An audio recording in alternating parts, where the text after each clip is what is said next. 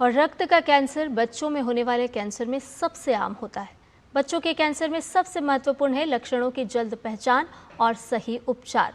तो आप हमारी इस खास रिपोर्ट के जरिए जानिए बच्चों में होने वाले रक्त कैंसर के बारे में और इसके उपचार के बारे में। आप इस रिपोर्ट को देखिए। मुझे दीजिए इजाजत। नमस्कार। में हर वर्ष बच्चों में कैंसर के लगभग 60,000 नए मामले दर्ज किए जाते हैं।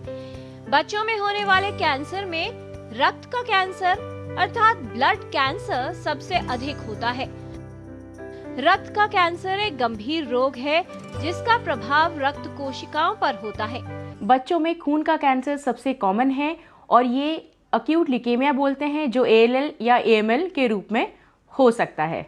खून के कैंसर के लक्षण सिंपल बुखार से लेकर थकान का रहना, कहीं से भी ब्लीडिंग हो जाना, शरीर पे नीले चकत्ते बनना, मसूड़ों के फूलना, हाथ पैरों में बेहद दर्द रहना या कहीं शरीर में गांठ आना, ये सारे खून के कैंसर के लक्षण हो सकते हैं। रक्त का कैंसर रक्त कोशिकाओं का उत्पादन व कार्य प्रभावित करता है।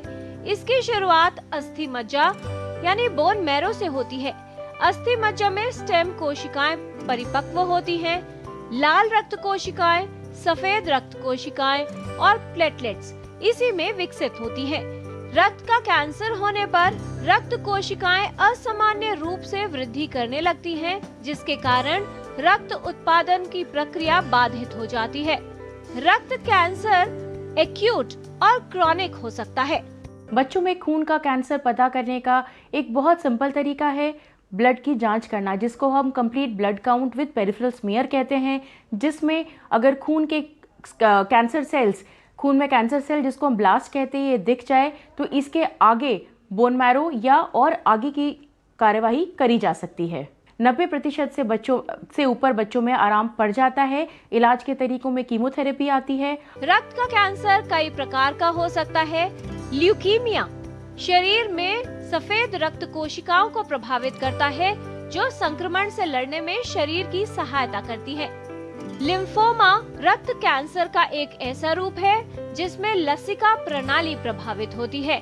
ये प्रणाली शरीर को रोग और संक्रमण से लड़ने में सहायता करती है। इसके अलावा माइलोमा भी रक्त के कैंसर का एक प्रकार है। जहां हम बात करते हैं 70 to 90% क्योर रेट की इंडिया में भी, तो ऐसे में जल्द से जल्द इलाज करना है और इलाज के बाद का लाइफ, जिसको हम सर्वाइवरशिप कहते हैं, वो बहुत अच्छा है।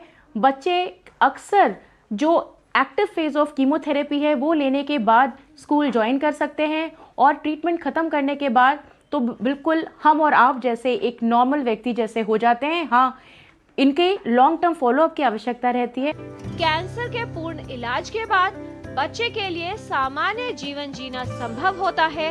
इसलिए बच्चे में कोई भी असामान्य लक्षण हो तो आवश्यक है कि एक बाल रोग विशेषज्ञ को दिखाया जाए। किरण भारद्वाज, DD न्यूज।